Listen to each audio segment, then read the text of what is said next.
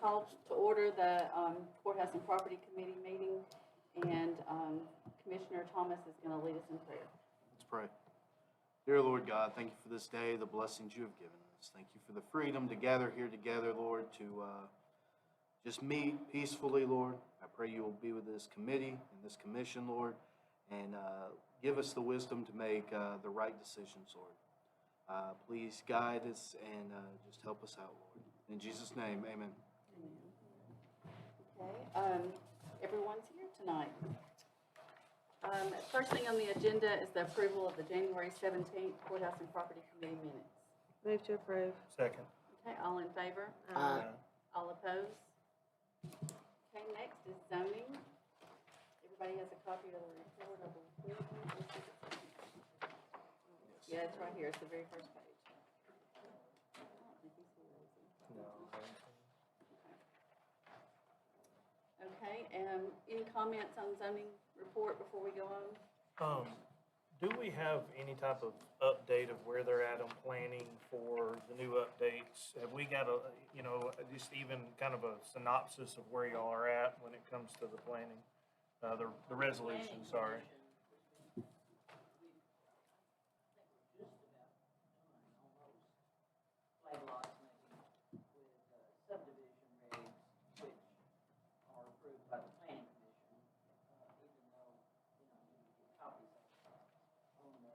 Other part, I know Chris is putting them written. We meet next week, so I feel like we'll be done on that. And I think hopefully we'll meet every other week or so. Hopefully, Commissioner, it won't take us 6 minutes to get this done. That's the I think everybody's in consensus of what we need to do. It's just how to get there so that it's presentable and it's lasting. Thank you. Okay, IT. So, just to add, I've got several things on here. We got a lot of projects going on. I wanted to bring attention to the stuff out on the report, which talks about our cybersecurity training. We do cybersecurity awareness training for all of our employees. Well, for the employees that are using computers. That's what we've been doing. There's 276 licenses that we purchased through a company called KnowBe4. So KnowBe4 is pretty well known. And what they do is they simulate phishing attacks.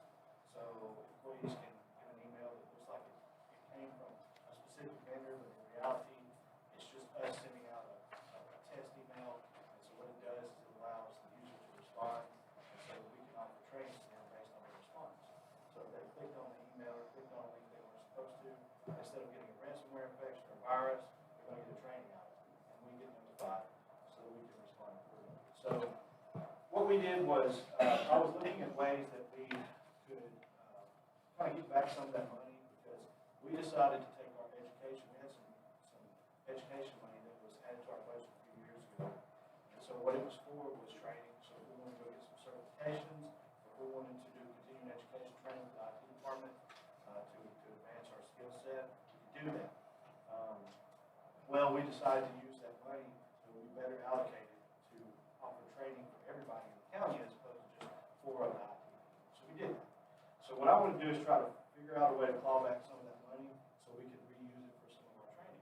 We had $5,000 allocated for a budget. Well, I went this year and they sent the renewal form. It was going to cost us $6,000 to renew, so that's $1,000 over our budget, right? So that's not going to work. So I contacted the state of Tennessee to find out what they were using. Their vendor charged about $5,500 less.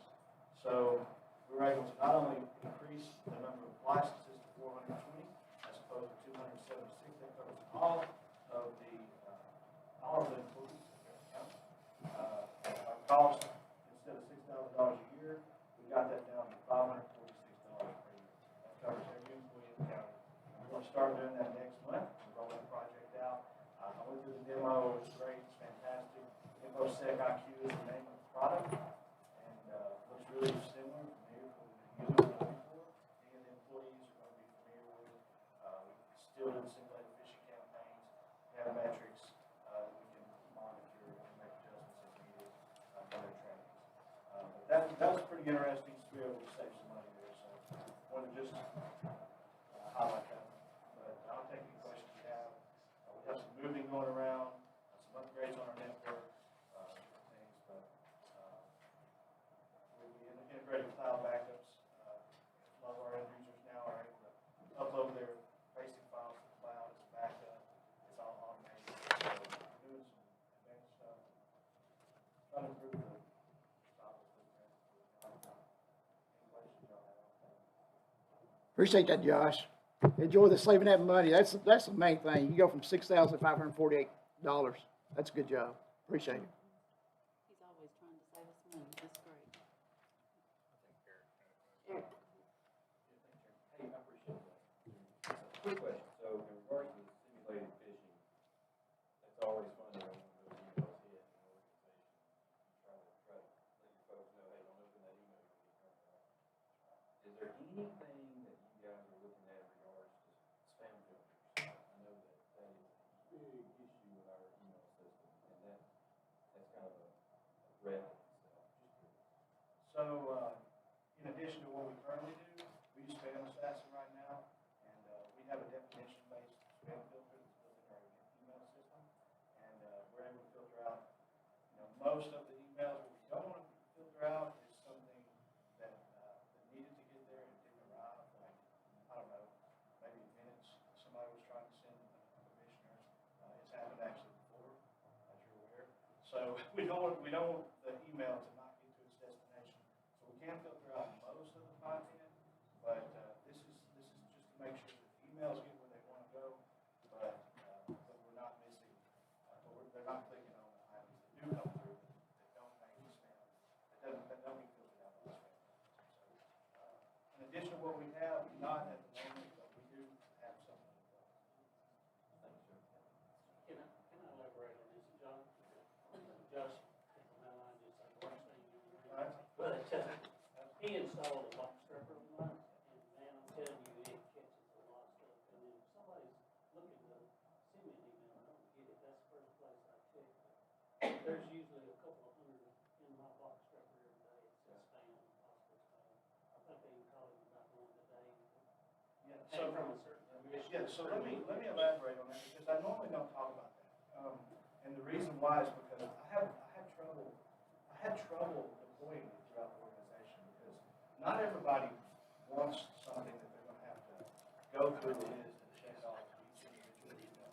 So what we did was, we have something called an approved list policy. That's basically, if I don't want to receive anybody email from me, I could have a list of the only domains that I could receive emails from. So I could say, hey, I didn't want to receive anything from tia.gov, and all I wanted to receive was just FKTN.gov.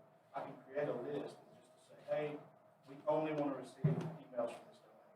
It's a tool that's built into our system. It's called Box Trapper. And what it does is it doesn't allow anyone that's not on the approved list to send me email. So if it's a Gmail customer, though, which is most constituents probably use Outlook or Live or Yahoo.com or Gmail.com, there's not a really good way to do that, because, I have several different private email addresses that I use, and so if I'm filtering out, if I'm only got an approved list, it wouldn't help people that are trying to get, anyone in the county to be able to email me. It's just an approved list. We don't know all the email addresses that are out there, so you're gonna miss a lot of that. But for the employees, it does help them, because we have built a large list of safe domains. And we have the ability to deploy it, especially for department administrators like Chief Thomas here, and myself.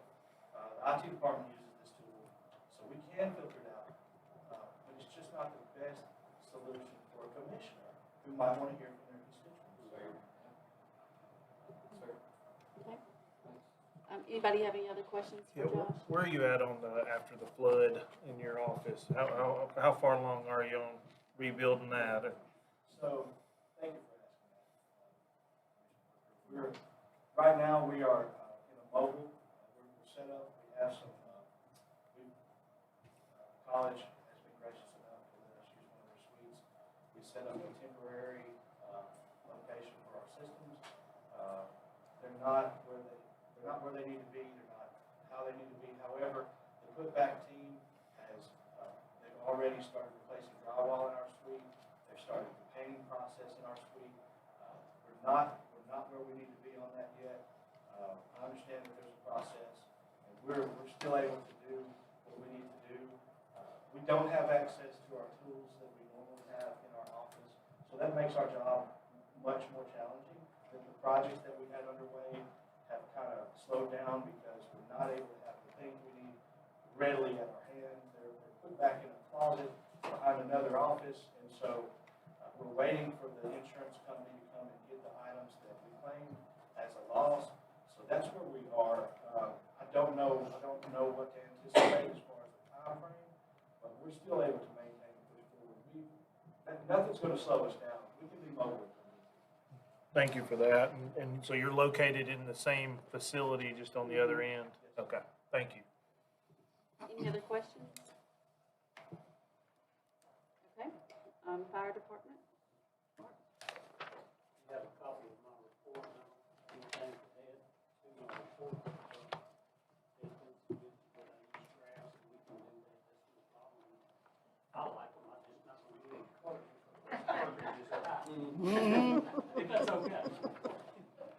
But I would like to add to my report some things that are not on there that's developed since the report was mailed out. If you don't have any questions on my report.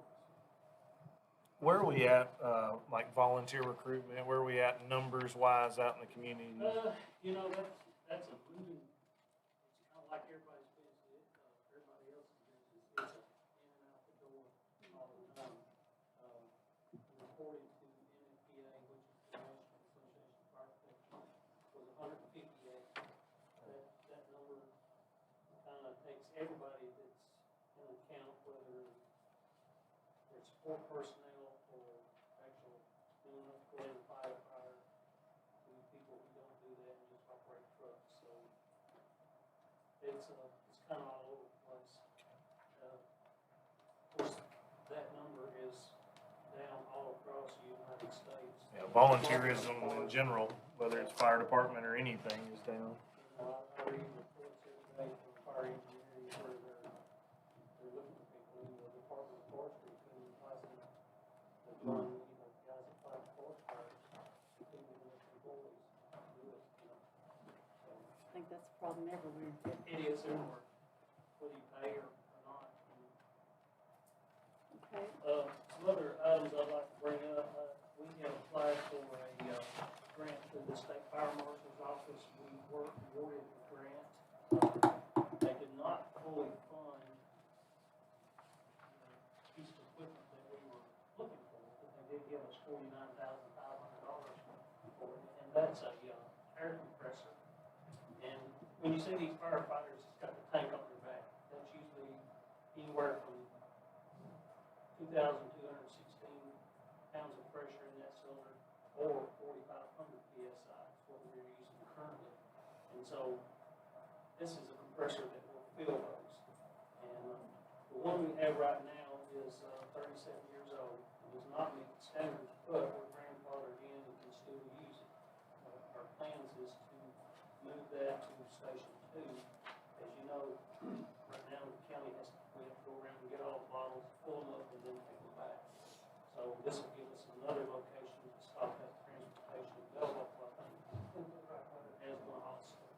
So we're still gonna, it will still meet the standards as far as the 1985 standards, I think. And as long as it's still in service, you can use it for if it ever blows up, or gets a bad test, and it's got a big chunk. But the new ones are latest and greatest. They've got CO detectors. They induce the right amount of moisture because it's not just dry. A lot of people think it's oxygen. It's not. It's just purified air. And so we're going to be short a little bit of money. We're going to meet with the mayor and the finance office to see if we can get the rest of the funds to replace with an up-to-date model. So we'll have to build a room at our fire station to put it in. So Will these, we'll do that out of budget. So. will these also fill the diving tanks?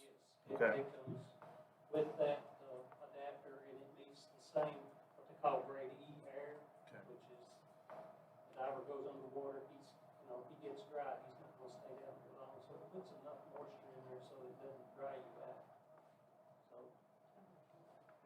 Right now, their bids are anywhere from about 52,000 to 70,000. You're in the ballpark. And, so and we can buy off contract. Right. This equipment's already out there, but we're trying to get the best one at the best price, but not just something to get by with, it just meets the Makes standard sense. at the minimum.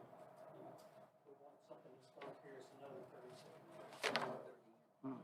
That's a long time. I don't to build have them one. like that anymore. Exactly. And Good luck with another that. program, and it was funded this year or this budget year for another fire truck. We were very close to signing a contract on that. The money that was funded is a little bit short. We kind of figured it was.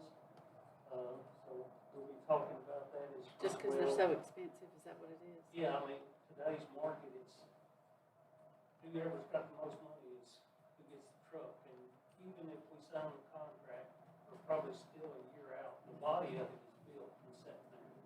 Their problem is getting the chassis and getting that price locked in, because Freightliner International, Mercedes, Mack, whoever, they're only pricing that truck as it grows off the assembly. So this company we're dealing with, have made a big purchase, but they're not sure when the trucks are gonna hit their lot. Right. So we're hoping we can get that contract nailed down. All we like is making sure that the graphics on the trucks, that's the door lettering and stuff, is not gonna push us further over budget into it. So I think we'll be okay, but we're not signing the dotted line until I get that confirmed dollar figure from the graphics department. Yeah, EMS is having the same trouble finding Yeah. chassis. I mean, you just can't find it anywhere. And somebody had asked me, we thought we buy a used one. The closest thing you can get to a full used truck is probably around a 2006 model. Because everybody's having the same problem, so they're having to hang on to the equipment longer. And this particular truck here will go to the Unionville station to replace a 1998 model truck. And then that'll give us one for reserve, and then we'll have another down in the Rover area.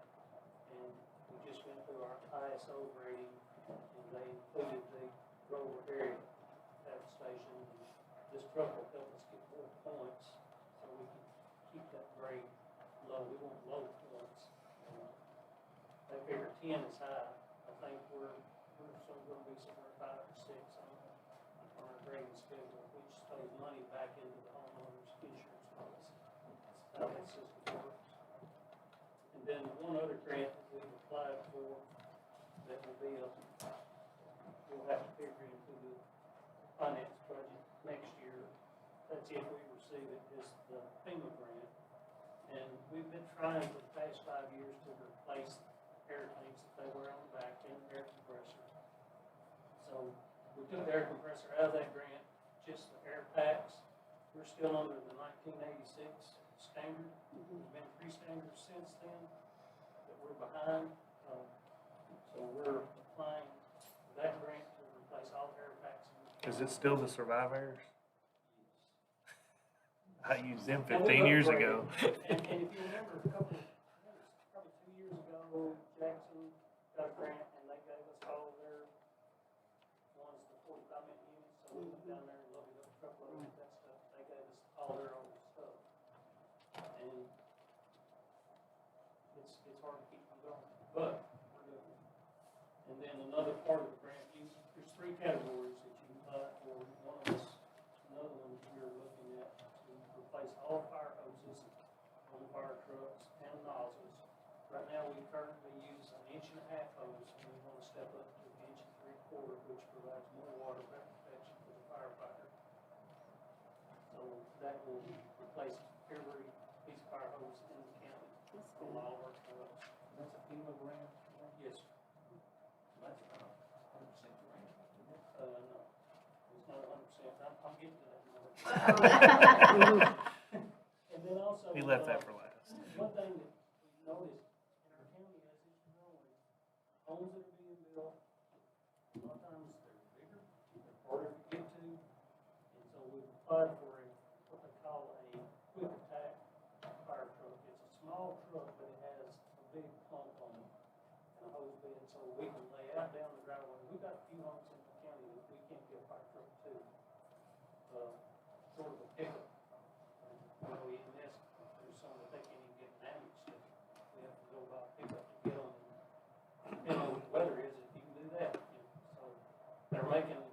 small truck, and big fire truck equipment on it, and that's about a $300,000 truck, and a lot of cities and counties and stuff are going to that because they can't get to the homes that are being built. And if you have a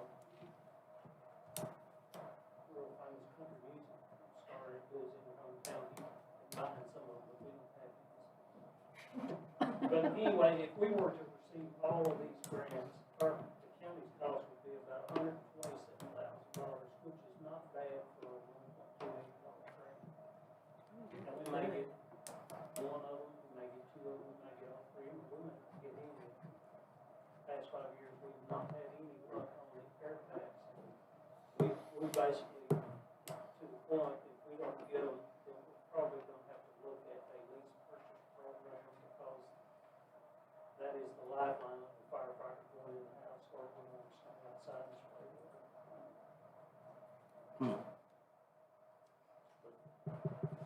$127,000, that's it. And the finance committee, we tell them that every year and they, I don't know what you do, but they know it's there. And we could, if we were to receive that grant, we're not gonna turn it down, $1 million worth of equipment. Right. So they have worked that out. But that's all I have, unless y'all have any questions about those items. Y'all have any questions? Anyone? Okay. 911, everybody has their report, and there's also a financial, statement also to show your current finances. Does anybody have any questions or comments on that?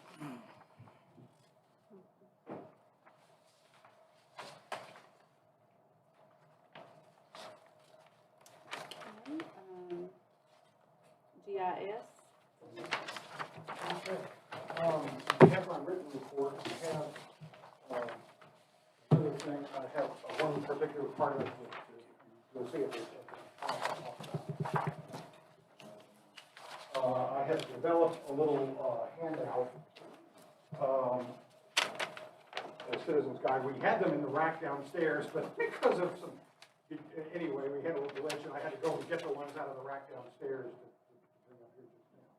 But this is a little piece that I have developed. It's got, you can see it's got, what is sort of an outline of what county government does, pictures of all of you and the other elected officials, information about how citizens can participate and find out what's going on, information about the county's financial management, and some contact information. And this is something that we looked at getting it printed, and it was going to cost more than we thought it was going to. So April and Suzanne have been producing these on the copy machine downstairs and doing a wonderful job. They look professional. They look like it. That's great.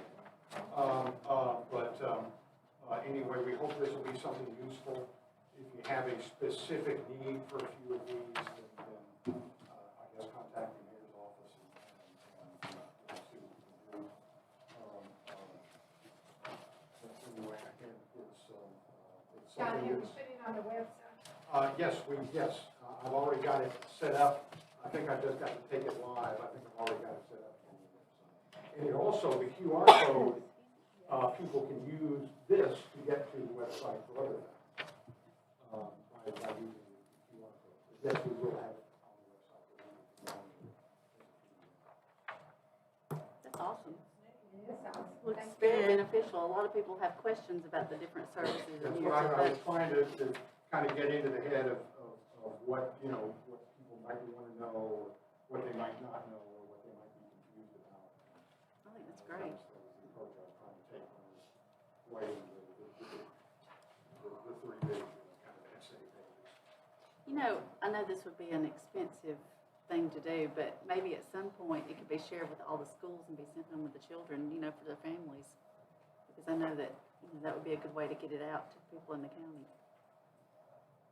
Like I say, it was Just too a thought. expensive to get a whole lot of them printed right Right. now, but, in the future, we could, maybe get them so that we can have them at the county offices and places, Yeah. places like that. Well, being on the website is a huge plus too. Just connecting where the district districts are for the people who know it. I don't know a lot of people. who Right, know what right, and districts I are. thought about that, I actually did think about that when I was doing this, it was just so hard to kind of get everything in. I You know, appreciate that. This it is was- awesome. Well, I was, that's what I was trying to figure out what I could squeeze in and what I couldn't, and I thought about trying to do a little math or something, but I did say, I think I did say somewhere to look at your voter registration card, it would say what district you're in. I think that is in there somewhere. Great. Does anybody have any questions? Okay, thank you. Okay, codes? So, building permit, that picked up considerably this month, in January. There's a little bit of a lull in December, so I was wondering, you've been asking, home building going down, it's not, picked up a lot. And we're still chugging along and trying to get our new software up and running, which will bring us a little bit more modernized for permits. That's a slow process. We meet weekly with the developer, and we're doing some testing, and we had some setbacks. They changed our head person out there that oversees it all, and that seems to be like almost like that person has to relearn everything on the other person about the old program, so they can help implement the new program. But, you know, that's hopefully gonna be moving forward. It's not uncommon for it to take a very long time from neighboring counties and talking to them about their change over process to more modern. Awesome. Thank you. That's a great report. Does anybody have any questions for codes? Okay. I'll entertain a motion to approve all the reports. Motion to approve. Second. All in favor? All opposed? Okay, as far as old business, the first thing was the committee meeting space. I talked to the mayor about this today. He was out of town, but we spoke briefly. And he has several plans he's working on right now. He's even looking at putting like a TV out in the area to try to, if we have overflow, and he's looking at different ways we can do that, and then gonna bring it back to us probably by next month. But he's got several plans he's working on to try to make the committee meeting space better, to where it can accommodate more people when needed. As far as county property listing, don't make fun of me. She's gonna kill me when I tell her this. I attached the wrong file. So I gave him the wrong file the other night, messed it a couple months ago, and then now I've attached the wrong file. I can't seem to get it right, but I promise you, I will email it tomorrow. I've just had a lot on my plate, and I guess one was on my jump drive, one was on my computer, and I attached the wrong one. So I'm so sorry, that's my fault. I will correct that and send it out. The biggest thing that had been done, though, is Rhonda's office had went out and separated the Old Harris Middle School and the field house from the alternative school, and they made a different tax card for it. So they have a copy of that tax card tonight. But I'll get all that to you all. It's just my mistake. Another thing that's new business. Does anybody have any other old business before I move on? Okay. As far as new business, probation has been asking the mayor about the drive-through bank that we still own but no one uses. And the reason they're wanting to look at that is because of the collections. It's a way for somebody just to drive through and pay their fees. And so he felt like that would be real beneficial. They've already had Daniel Kleindennis to go over and look at the HVAC system and the toileting. And really, it's just all cleanup. There's not going to be anything that has to be done really except for cleanup. They said they may have to paint and some things like that, but no, they said that they've got it all figured out. They've got a plan. And they're supposed to be telling us more details as they get that plan together, but I just wanted to make y'all aware that. Where's that location? It's the drive-through bank behind the courthouse annex. Okay. Madam Chairman, the city has a plan in place for the redevelopment of that whole area down Right. there. They're gonna end up needing some additional cooperation from us, which will include that parking lot in there.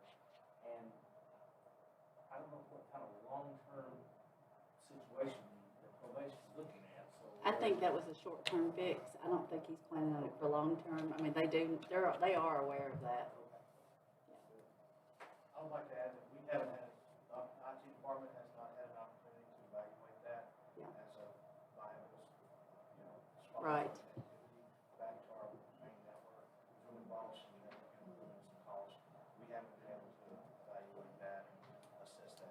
Okay.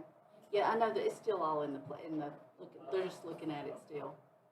I think, Josh, that Shepherd Fire cut that line down because it was sagging and a truck had hit it, and they just put the network line down. And it may be laying on top of that. Get on that, Josh. Great. Another problem. That's a simple fix, I mean. Yeah. And wireless too, but it is, there are some, so there are, when we look at the cost of connecting a building, what we have to do is account for how many network devices are gonna be on site. That usually involves a switch. Switches range from $2,000 to $4,000 a piece. They would be connected back to another location by wireless bridge, that's $500 minimum for a wireless bridge.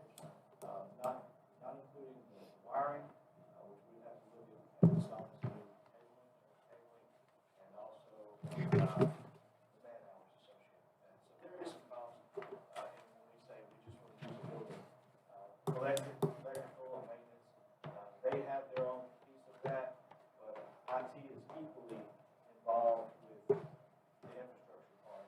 So I know he discussed getting in contact with you about that, but it's just, they haven't got to that point yet, I don't think. I think they're trying to clean it up first and then seeing what they can do with it, and then, I just want everybody to be aware that they've started the conversation, so. Let's see, anybody have any other new business? Yeah, Mr. Chair. So after our last meeting is when we surplus the old jail. Correct. Went to the commission and was therefore approved. I did have some questions during the commission meeting about would that come back to us and different processes, and so I reached out to Robert Daniel, and I just wanted to clarify kind of where we're at with that. If it does not cost significant amounts to demolish that, we will not see it again. And so what we heard during the commission is not the process that'll happen. It's actually now in Robert Daniel's hands, and he will handle that process from here moving forward. The only time it will come back to any of the commission body will be during the budget process if it costs significant amounts to demolish it. So I just wanted to clarify that, because I think we were told one thing during the commission, and I think it ended up being a little bit different. So I just wanted to clarify Yeah, that. I mean, we've surplused other properties too, and it's done the same way, it goes Well, back to finance. Yeah, I was Yeah. not familiar with the process. That was the first time we had done that surplus, and I just wanted to clarify that But- what was said was not what ended up being, so. The bids that they get out, like if they get bids for demolishing or whatever, I mean, they're gonna, if it's above a certain amount, it'll come back to us. And I forgot what the dollar amount is, I'm sorry, I can't remember off the top of my head. That's gonna be an expensive project. It's gonna be very expensive, Most but it will definitely. come back to us. Yeah, because there's asbestos and everything. But it was declared surplus. Yes, Right. it's surplus. But we had to have a surplus Before In you order can to do make any anything with steps. it. Right. Okay. Any other new business? Quick question, maybe I'm barking up the wrong tree, but I'm gonna try this one first. So, it was brought up at one of the most recent meetings about trash and dumping on the side of the roads. So, I know that's still an issue. Matter of fact, coincidentally, unfortunately, I've even received calls just this past week in regards to dumping. Everybody calls the county commissioner first, which is fine. That's what we're here to serve, so. But we also want to make sure that we're serving the folks with the best knowledge we can give them and the best service we can give them. Long story short, I know that I mentioned it, in a recent meeting that we could possibly look at the operating hours at convenience centers, and maybe reevaluate them. I don't think that has anything to do with them dumping. Yeah, I know. Because we've had that even, we've increased our hours and they're still doing it. I think that's an ongoing issue. That has to go to the solid waste board. Yeah. Yeah. We don't. Solid waste, and I would also talk to Mark Clanton too. But We also had a free tire chipping day, where we bring the tires in, we take them free, we had the hazardous waste, we had all these things, we're trying so hard. Commissioner Neely made the point, and it's a good point, is, it doesn't matter, it's trash. We That's gotta figure right. out a way to That's right. figure it out. I don't know what else to do. Well, I think that, I mean, unfortunately, I think that if, I mean, there's no excuse for dumping. There's none, right? And I feel like that unfortunately those of us that don't have the same ethics as others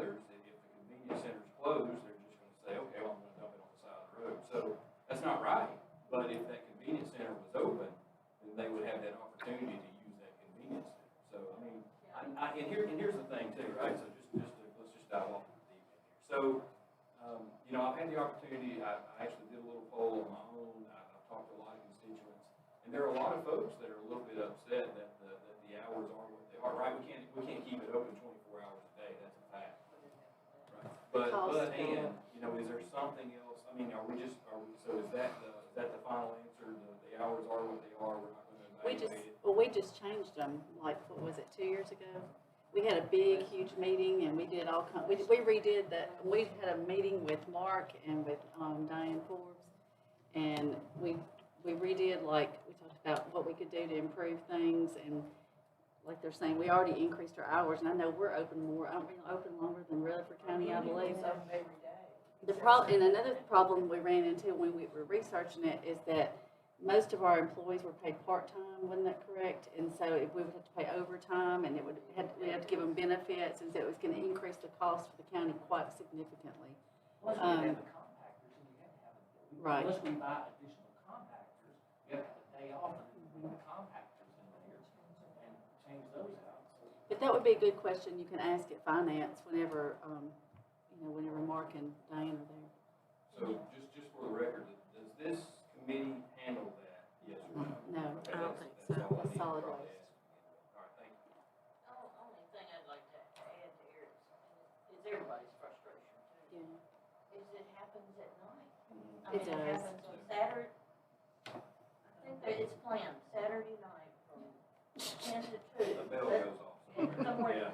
the bell rings and everybody does. Because on my road, we get more county people coming over into the county. And I would say, in the Wheel area, you're getting Marshall County people coming over, and Coffee County people come over into our area. And it's all done at night. So the frustration is, unless you're gonna keep them open 24 hours a day, Right, 7 it's gonna days a happen. week, and I doubt even then they'll go there. I'm gonna say, Eric, more than half of it is out of county. I do think it's a good idea, though, like you said earlier, to provide a list of the locations that we know is a hot spot and give it to the workhouse, because I'm sure they would be willing to help us. Yeah, I mean, I'm like, now that I know barking up the wrong tree, there you go, I apologize. But, I mean, my thought process is, it's just, I mean, all the years I've lived here, this is the worst I've seen, I'm just gonna be honest with you. And then, secondly, more and more people move to Fairfield County every day. So, as we grow, so do our services have to grow, right? And, I wanna make sure that we keep it as a priority, as commissioners. I wanna make sure we keep it as a priority because, the constituents want to make sure that they live in a clean area, and I think we ought to provide them with an area to dump their, to properly dispose of I their think if trash. it's county property, we most definitely should be responsible for picking it up and cleaning it up. But if it's a personal if it's personal property, that's gonna be up to the personal property owners too. And, it might be good to encourage those people to put up cameras and things like that for safety in their area too.